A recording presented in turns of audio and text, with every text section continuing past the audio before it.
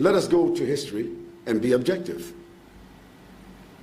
Have not Jews and Christians also done those things?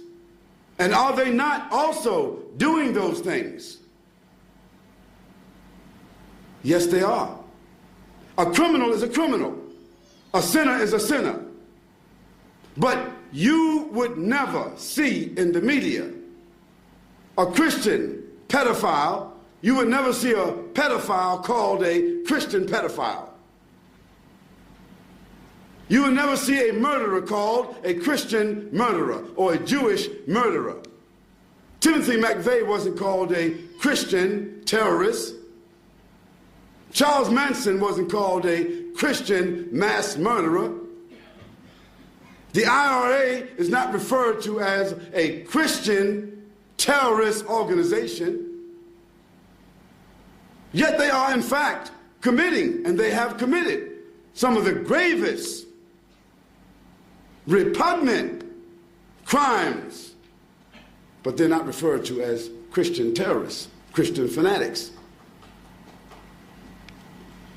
Then I ask, why? Why, when a Muslim is accused, maybe not even indicted, maybe not even convicted, but if a Muslim is simply accused of something, he is called a Islamic fundamentalist, Islamic fanatic, Islamic Muslim terrorist. Why? Because the media is controlled by people who want to malign Muslims and Islam. And I say that's unfair. While yes, that is true, that some Muslims themselves are responsible for some of the distortions about Islam. Some of the distortions about Islam, some of the misconceptions about Islam is as a result of the misbehavior of some Muslims, and that is to be fair and objective. But I think if you examine history and you ask yourself the question, who perpetuated the international slave trade that resulted in 80 million people being traded like hogs and dogs over a 400-year period of time? This wasn't Muslims, but they weren't called Christian fanatics, although certainly that was Portugal, Spain, America, Great Britain, France, all Christian countries, and collaborated with the Catholic Church. When the conquistadors went into South America and ravaged that country, killed and slaughtered the people, poisoned the natural resources, they were blessed by the church, and they're still blessed by the church, and nobody called them Christian terrorists.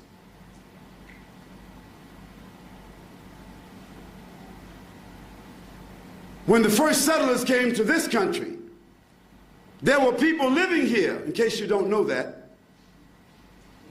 Nobody discovered a country where people were already living. I can't come to your house and just set up home in your house and say I discovered it and put you out. There were people living here who are now called Aborigines, a very nice word, Aborigines. It's like the native Indians in America. They're called the native Indians. They're not called Americans, they're called native Indians. This is because Christopher Columbus, he sailed looking for India. And he wound up in what is now called the Americas, but the audacity and the chauvinism. See how chauvinistic the people are. Even though they knew it wasn't India, still, how chauvinistic they are, they still call the people Indians. And today, they call them native Indians, but they call themselves Americans. And today, you call the native people here Aborigines, and you call yourself Australians. Now, how this country was taken, you were not invited here. but it was taken with blood and slaughter.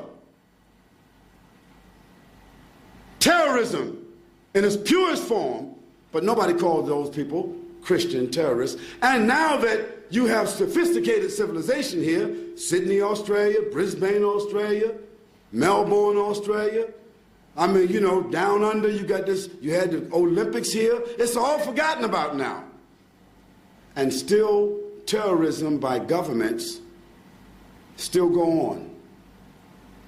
And I don't say that terrorism by governments or individuals is right or moral. It is not. It is not. But we can't, on one hand, call some people in Afghanistan or some people in Chechnya or some people in Kashmir or some people in Palestine or some people in Somalia or some people in some other part of Africa or some other people in Indonesia.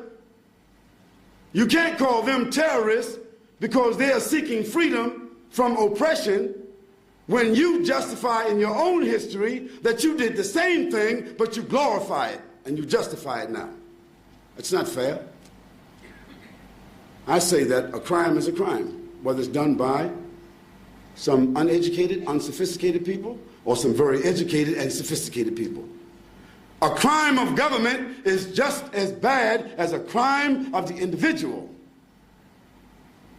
Yet the crimes of governments, they go unchecked because governments have power and there's nobody that can check them. But individuals, governments can hunt them down and put them in check. So I say that this issue that Islam or Muslims being fanatics, but this is unfair. Islam is a system of faith. It is a global system of faith. In fact, in case you don't know this, 1 out of every 5 people in this world is a Muslim. A person who submits and accepts the basis of the 5 pillars of Islam and its belief system. And these Muslims are not in Arabia riding horses and swords and turbans and telling everybody to submit or die. No. All Arabs are not Muslims and all Muslims are not Arabs. In fact, only 19% of the Muslim world are Arabs.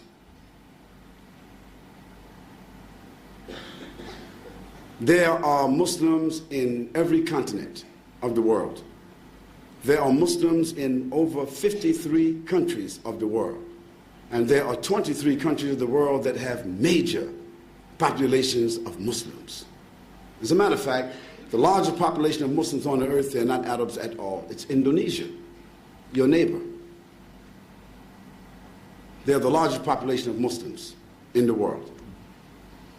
And what we all have in common as Muslims is that we bear witness that there's none to be worshipped except Almighty God, and that Muhammad is the messenger of God. And we adopt these 5 pillars, and we adopt and we reflect in our lives the faith system of Islam. And Islam has a history. 1,424 years ago, the Quran was revealed. The Prophet was born 570 AD, that is after Jesus Christ, the son of Mary. In the year 610, in the year 623, the Prophet, peace and blessing be upon him, passed away.